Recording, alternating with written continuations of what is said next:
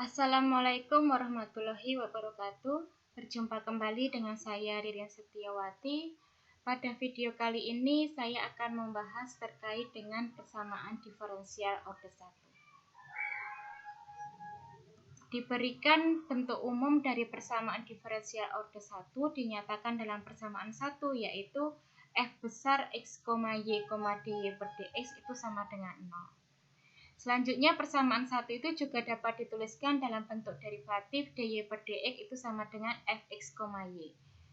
Atau dalam bentuk diferensial, persamaan 2 ini juga bisa diubah ke dalam bentuk persamaan 3, yaitu mx, y dx ditambah nx, y dy itu sama dengan 0. Selanjutnya diberikan contoh terkait dengan persamaan diferensial orde 1 yang mempunyai bentuk dy per dx itu sama dengan x kuadrat ditambah y kuadrat per x dikurangi y, di sini ada contoh yang kedua, yaitu dy per dx sama dengan sinus x ditambah y per x dikurangi 3y.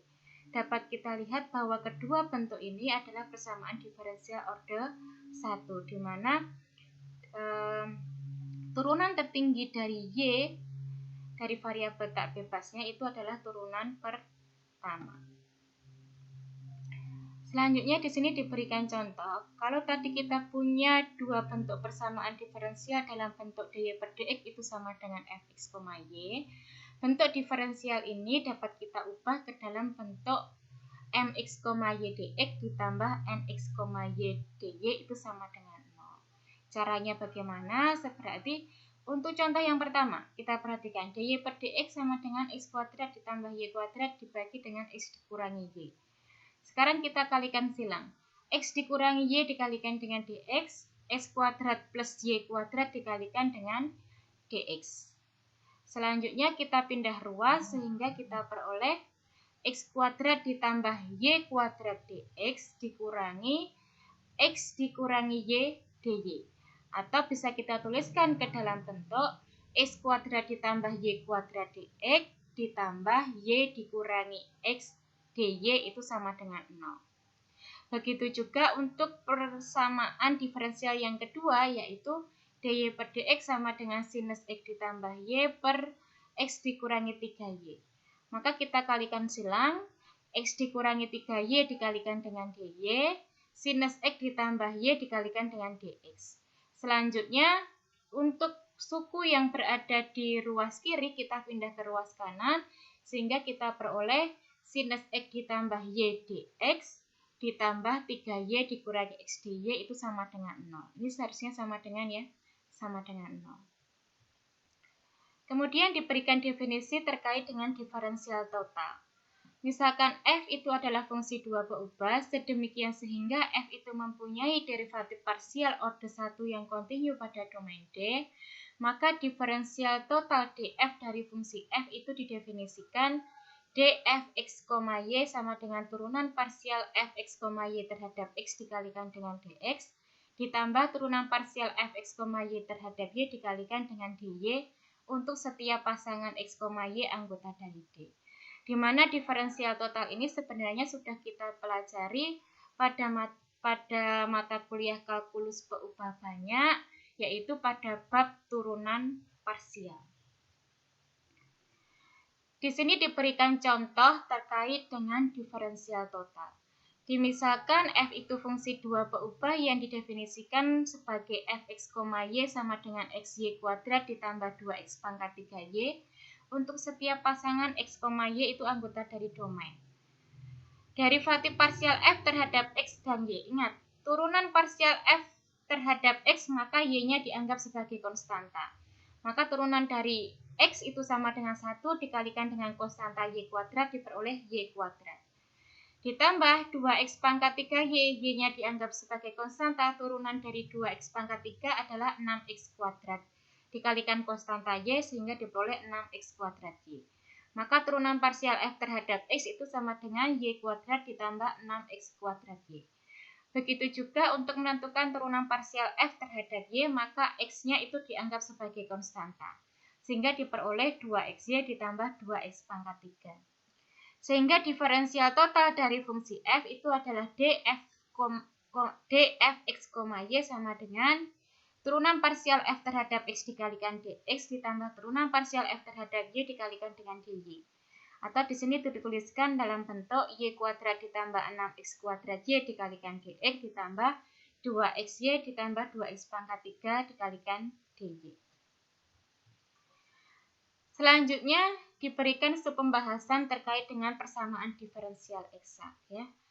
Bentuk mx, y dx ditambah nx, y dy itu disebut diferensial eksak dalam domain D jika terdapat fungsi dua peubah f sedemikian sehingga bentuk 4 itu sama dengan diferensial total dari dfx, y untuk setiap x, y anggota D.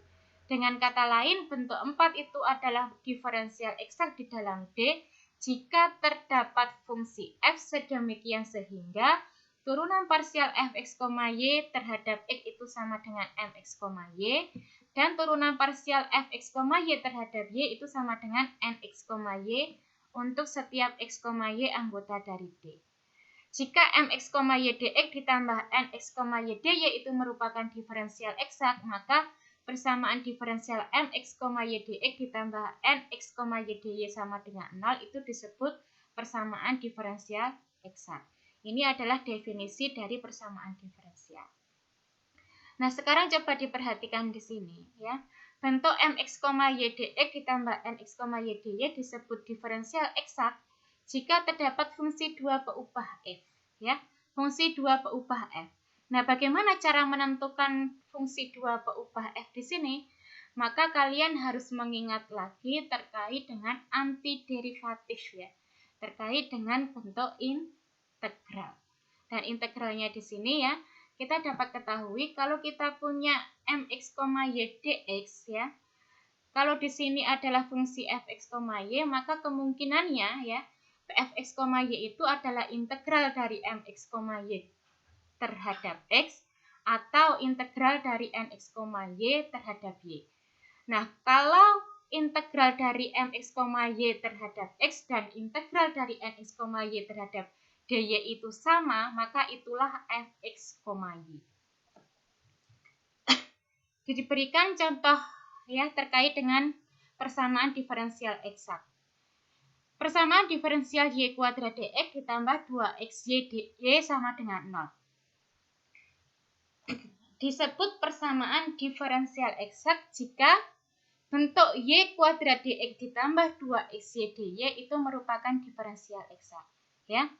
Nah, bentuk y kuadrat dx ditambah 2xy dy itu disebut diferensial eksak jika terdapat fungsi fx, y sedemikian sehingga berlaku turunan parsial f terhadap x itu sama dengan y kuadrat dan turunan parsial f terhadap y itu sama dengan 2xy. Maka untuk menentukan fungsi fx, y bagaimana? Ya, sekarang kita lihat bentuknya ya. Di sini ada bentuk y kuadrat dikalikan dx. Sekarang kita integralkan y kuadrat terhadap x. Karena y kuadrat di sini adalah suatu konstanta, kalau kita integralkan terhadap x maka diperoleh xy kuadrat.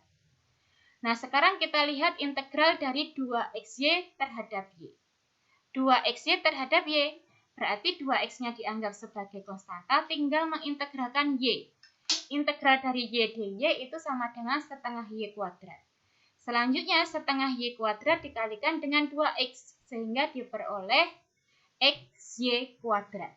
Nah, sekarang dapat kita lihat bahwa integral dari y kuadrat terhadap x dengan integral dari 2xy terhadap y mempunyai bentuk yang sama, yaitu xy kuadrat. Maka di sini terdapat fungsi fx, y itu sama dengan xy kuadrat. Ya. Maka dari sini kalau kita punya fungsi xy itu sama dengan xy kuadrat, apakah benar? Kalau fungsi xy kuadrat ini kita turunkan terhadap f itu sama dengan terhadap x itu sama dengan y kuadrat, dan kalau kita turunkan terhadap y itu sama dengan 2xy ya. Sekarang kita perhatikan xy kuadrat. Fx, y sama dengan xy kuadrat. Turunan parsial f terhadap x itu sama dengan y kuadrat, sama dengan mx, y yaitu y kuadrat. Selanjutnya, fungsi f kita turunkan terhadap y, maka kita peroleh 2xy. sama dengan bentuk nx, y yaitu 2xy. Maka dapat kita temukan fungsi fx, y itu sama dengan xy kuadrat. Sedemikian sehingga bentuk dari y kuadrat dx ditambah 2xy dy itu sama dengan bentuk diferensial total dari f.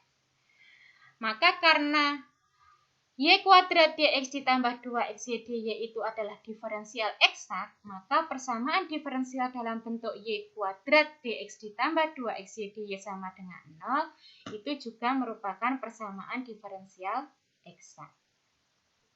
Nah, sekarang diperhatikan untuk contoh pada persamaan ke-6, di mana terdapat persamaan diferensial dengan bentuk y dx ditambah 2x dy. Ya. Apakah ini merupakan persamaan diferensial eksak? Maka kita harus menentukan ya. Harus kita tentukan apakah bentuk y dx ditambah 2x dy itu diferensial eksak. Kalau dia diferensial eksak berarti terdapat fungsi fx, y sehingga bentuk ini itu akan sama dengan diferensial total. Sekarang kita perhatikan untuk menentukan fx, y. Di sini ada komponen y dx. Kalau y dx kita integralkan terhadap x, maka kita peroleh xy, ya, xy. Sedangkan 2x dy kalau kita integralkan terhadap y, maka di sini akan kita peroleh 2xy, ya. Pertama tadi adalah xy, yang kedua adalah 2xy. Berarti di sini kita tidak dapat menentukan fungsi 2 beubah fx, y. Sedemikian sehingga bentuk dari y dx ditambah 2x dy itu merupakan diferensial eksak. Karena bentuk dari y dx ditambah 2x dy itu bukan diferensial eksak, maka persamaan diferensial dalam bentuk y dx ditambah 2x dy sama dengan 0 itu merupakan persamaan diferensial tidak eksak. Nah, sekarang diperhatikan teorema 2.1 ya. Misalkan persamaan diferensial mx, y dx ditambah nx, y dy itu sama dengan 0. Dengan m dan n-nya itu mempunyai derivatif parsial pertama di semua titik x, y anggota dari domain. Maka yang pertama, jika persamaan diferensial 7 itu eksak di dalam domain D, maka berlaku turunan parsial m terhadap y itu sama dengan turunan parsial n terhadap x. Yang kedua, jika turunan parsial m terhadap y itu sama dengan turunan parsial n terhadap x untuk setiap pasangan x, y anggota D, maka persamaan diferensial 7 itu merupakan persamaan diferensial eksak. Jadi, kalau sudah ada teorema ini ya, untuk membuktikan bahwa persamaan diferensial itu adalah eksak, maka cukup dengan membuktikan kalau turunan parsial m terhadap y itu sama dengan turunan parsial n terhadap x. Selanjutnya diberikan contoh dengan mengaplikasikan kriteria eksak dari suatu persamaan diferensial seperti pada teorema 2.1 ke dalam persamaan 5 dan 6 pada contoh 4 ya. Maka di sini diberikan kalau dari contoh 5 tadi adalah y kuadrat dx ditambah 2xy dy itu sama dengan 0. Maka diperoleh mx, y-nya itu sama dengan y kuadrat, nx, y-nya itu sama dengan 2xy. Nah, untuk membuktikan persamaan diferensial ini eksak atau tidak, maka kita tentukan turunan parsial m terhadap y itu sama dengan 2y, turunan parsial n terhadap x itu sama dengan 2x. Ya. Karena turunan parsial m terhadap y itu sama dengan turunan parsial n terhadap x, maka dengan menggunakan teorema 2.1, persamaan diferensial y kuadrat dx ditambah 2xy dy itu merupakan persamaan diferensial eksak. Selanjutnya kita gunakan teorema 2.1 untuk mengetahui apakah persamaan diferensial dalam bentuk y dx ditambah 2x dy sama dengan 0 merupakan persamaan diferensial eksak atau tidak. Nah, dari persamaan diferensial itu kita ketahui mx, y-nya itu sama dengan y, sehingga kita peroleh turunan parsial m terhadap y itu sama dengan 1. Sedangkan nx, y-nya itu sama dengan 2x, maka turunan parsial n terhadap x itu sama dengan 2. dapat kita ketahui di sini bahwa turunan parsial M terhadap Y itu tidak sama dengan turunan parsial N terhadap X. Sehingga persamaan diferensial Y dx ditambah 2X dy itu bukan merupakan persamaan diferensial eksak. Selanjutnya diberikan contoh terkait dengan persamaan diferensial eksak ya.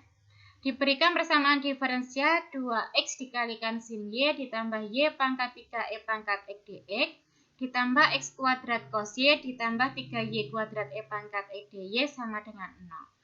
Kita ketahui di sini mx, y-nya itu sama dengan 2x sin y ditambah y pangkat 3e pangkat x. Dan nx, y-nya itu sama dengan x kuadrat cos y ditambah 3y kuadrat e pangkat x. Nah, untuk menunjukkan apakah persamaan diferensial ini eksak atau tidak, maka kita perlu menentukan turunan parsial M terhadap Y dan turunan parsial N terhadap X. Sekarang kita tentukan terlebih dahulu turunan parsial M terhadap Y. Turunan parsial M terhadap Y berarti X-nya dianggap sebagai konstanta. Maka 2X di sini tetap dikalikan dengan turunan dari sin Y terhadap Y, yaitu cos Y. Maka diperoleh 2X cos Y. Selanjutnya, Y pangkat 3 diturunkan terhadap Y diperoleh 3Y kuadrat. Dikalikan dengan konstanta E pangkat X. Selanjutnya, untuk Nx, Y diturunkan terhadap X. Kita peroleh turunan dari X kuadrat itu adalah 2X dikalikan dengan konstanta cosinus Y. Ditambah 3Y kuadrat turunan dari E pangkat X adalah E pangkat X. Maka dapat kita lihat di sini, bentuk dari turunan parsial M terhadap Y itu sama dengan bentuk dari turunan parsial N terhadap X.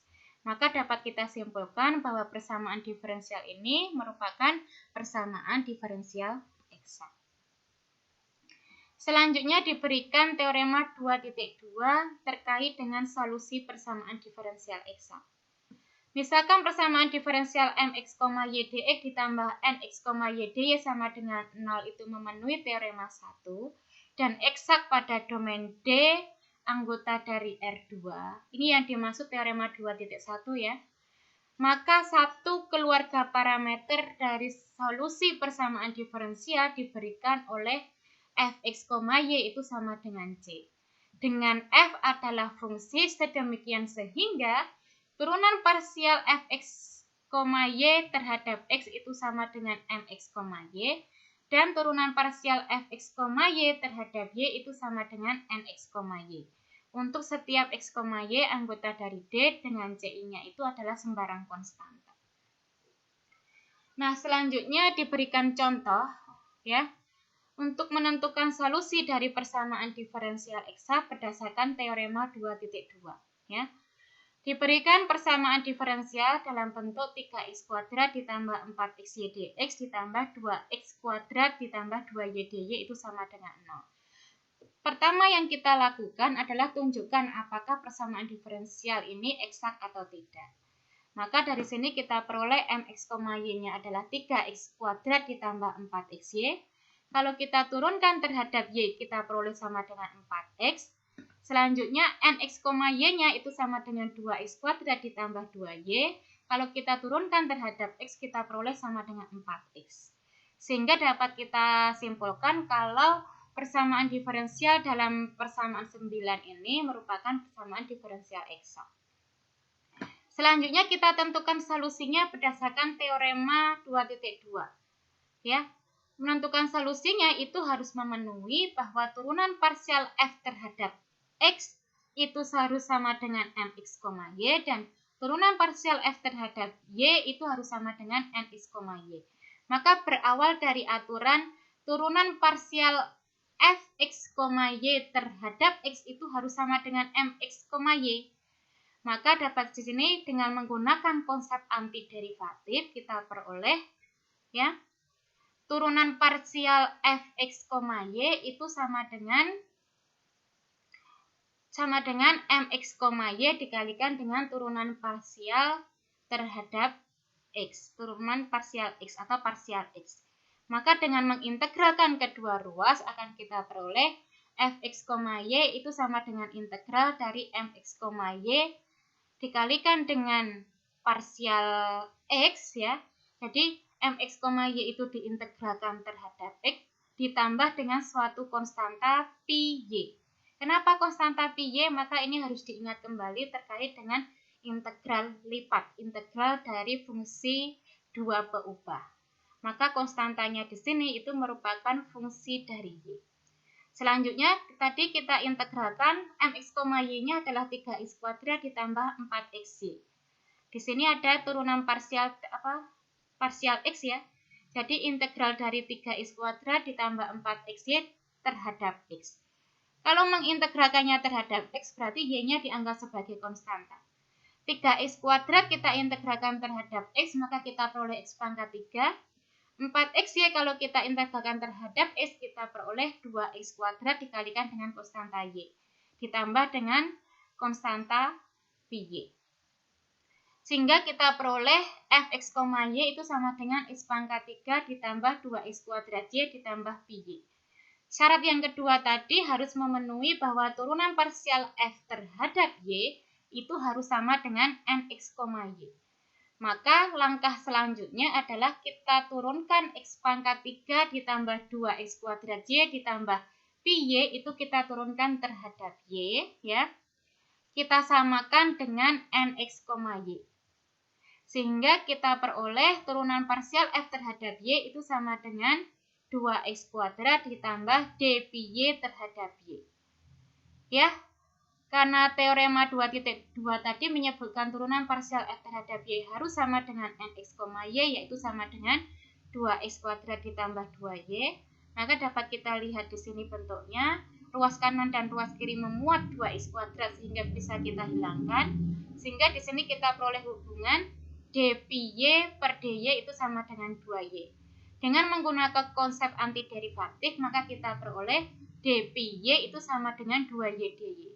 Selanjutnya kita integralkan kedua ruas sehingga kita peroleh pi y itu sama dengan y kuadrat ditambah dengan c. Dengan c-nya itu adalah sembarang konstanta. Dengan demikian diperoleh solusi fx, y itu sama dengan x pangkat 3 ditambah 2x kuadrat y ditambah y kuadrat ditambah c1. Ya. Nah, tidak berhenti di sini ya. Karena solusi dari persamaan diferensial eksak itu adalah dalam bentuk satu keluarga parameter dalam bentuk fx, y itu sama dengan c1. Maka fx, y-nya itu adalah x pangkat 3 ditambah 2x kuadrat y ditambah y kuadrat ditambah c itu harus sama dengan c1. Maka solusinya itu menjadi bentuk x pangkat 3 ditambah 2x kuadrat y ditambah y kuadrat itu sama dengan c2. Dengan c2 itu sama dengan c1 dikurangi c. Nah, metode yang lain yang bisa kita gunakan untuk menyelesaikan persamaan diferensial eksak itu adalah metode pengelompokan. Di mana metode pengelompokan ini menggunakan konsep dari turunan dari fungsi dua peubah atau lebih. Sekarang kita punya bentuk 3x kuadrat ditambah 4xy dx ditambah 2x kuadrat ditambah 2y dy itu sama dengan 0. Selanjutnya kita jabarkan dulu ya. 3x kuadrat dikalikan dx diperoleh 3x kuadrat dx. 4xy dikalikan dx diperoleh 4xy dx. 2x kuadrat dy ditambah 2y dy. Selanjutnya kita kelompokkan. Ya. 3x kuadrat dx ditambah 4xy dx ditambah 2x kuadrat dy ditambah 2y dy sama dengan 0. Sekarang menggunakan konsep derivatif ya. 3x kuadrat dx itu akan sama saja dengan turunan dari x pangkat 3 terhadap x ya. 4xy dx kalau kita integralkan terhadap x sehingga kita peroleh 2x kuadrat y. Kalau 2x kuadrat dy kita integralkan terhadap y, maka kita peroleh 2x kuadrat y. Maka 4xy dx ditambah 2x kuadrat dy itu akan sama dengan d dari 2x kuadrat y. Selanjutnya bentuk 2y dy itu akan sama dengan dy kuadrat. Nah, ini adalah merupakan konsep dari turunan dan antiderivatif ya. Sama dengan 0 itu adalah turunan dari suatu konstanta. Berarti di sini diperoleh dc. Maka kita peroleh X pangkat 3 ditambah 2X kuadrat Y ditambah Y kuadrat itu sama dengan C. Kalau di dalam metode yang diterapkan yang pertama itu adalah berdasarkan definisi itu sama dengan C2, yang di sini sama dengan C. Dan di sini bentuknya sama. Dengan C2 itu sama dengan C. Kemudian contoh 8. Di sini diminta untuk menentukan solusi dari masalah nilai awal yang berbentuk dy per dx sama dengan negatif 2x, di mana y itu sama dengan y pada saat x sama dengan 2 itu sama dengan negatif 4. Nah, kalau kita punya persamaan diferensial dalam bentuk dy per dx sama dengan negatif 2x, maka untuk menentukan solusinya cukup dengan mengintegralkan, dengan menggunakan konsep antiderivatif ya. dy per dx sama dengan negatif 2x, maka kita peroleh dy itu sama dengan negatif 2x dx. Selanjutnya kita integralkan kedua ruas sehingga diperoleh y itu sama dengan negatif x kuadrat plus c.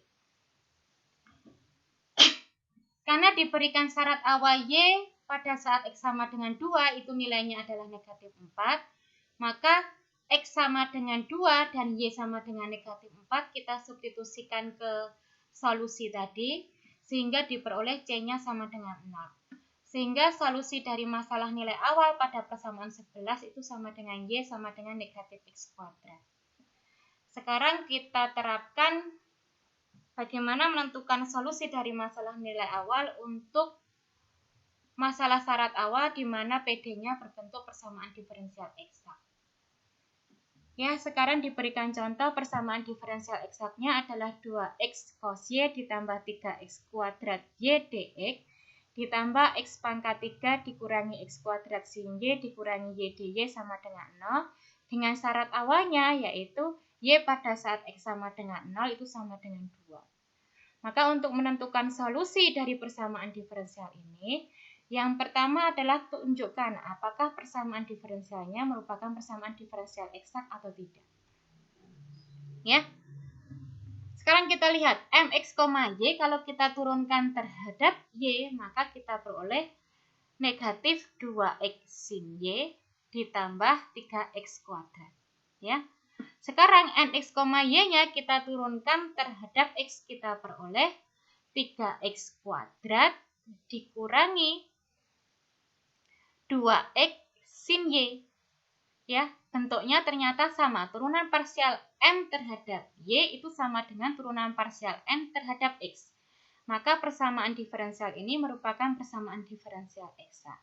Maka untuk menentukan solusi dari persamaan diferensial eksak, itu bisa menggunakan teorema 2.2 atau bisa juga menggunakan metode pengelompokan. Di sini dipilih metode pengelompokan ya. Sehingga di sini bentuk persamaan diferensial ini bisa kita jabarkan menjadi bentuk 2x cos y dx ditambah 3x kuadrat y dx ditambah x pangkat 3 dy dikurangi x kuadrat sin y dy dikurangi y dy itu sama dengan 0. Nah, sekarang kita kelompokkan. Di sini ada memuat 2x cos y, di sini ada x kuadrat sin y. Maka di sini kita kelompokkan. 2x cos y dx dikurangi x kuadrat sin y dy. Selanjutnya ada bentuk 3x kuadrat y dx dengan bentuk x pangkat 3 dy. Maka di sini kita kelompokkan. Sisanya adalah negatif y dy sama dengan 0. Sekarang kita perhatikan kelompok pertama. 2x cos y dx. Maka untuk menentukan fungsi f ya. Fungsi f seperti pada kasus diferensial eksak, maka di sini kita integralkan terhadap x.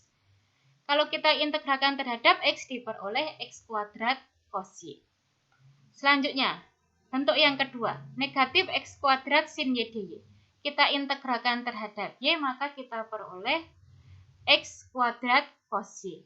Maka bentuk pengelompokan ini akan sama dengan dx kuadrat cos y. Selanjutnya, bentuk pengelompokan yang kedua. 3x kuadrat y dx kalau kita integralkan terhadap x diperoleh x pangkat 3y. X pangkat 3 dy kita integralkan terhadap y kita peroleh x pangkat 3y. Sama. Maka bentuk ini akan sama dengan dx pangkat 3y. Dikurangi y dy. Y dy itu akan sama dengan integral dari y itu adalah y kuadrat per 2. maka akan sama dengan D, Y kuadrat per 2 sama dengan DC. Sehingga solusinya itu dalam bentuk X kuadrat cos Y ditambah X pangkat 3Y dikurangi Y kuadrat per 2 itu sama dengan C. Maka akan lebih mudah jika menggunakan metode pengelompokan dan langkah yang digunakan itu jauh lebih sedikit. Selanjutnya, karena di sini diberikan syarat awal Y0 sama dengan 2, maka di sini X-nya sama dengan 0, Y-nya sama dengan 2. Kita substitusi ke solusi dari X kuadrat cos Y ditambah X pangkat 3Y dikurangi Y kuadrat per 2 sama dengan C, sehingga kita peroleh C-nya sama dengan negatif 2. Maka solusi dari masalah nilai awal itu adalah X kuadrat cos Y ditambah X pangkat 3Y dikurangi Y kuadrat per 2 itu sama dengan negatif 2. Nah, demikian yang bisa saya sampaikan terkait dengan persamaan diferensial order 1 dan persamaan diferensial eksak. Selamat belajar dan saya cukupkan. Wassalamualaikum warahmatullahi wabarakatuh.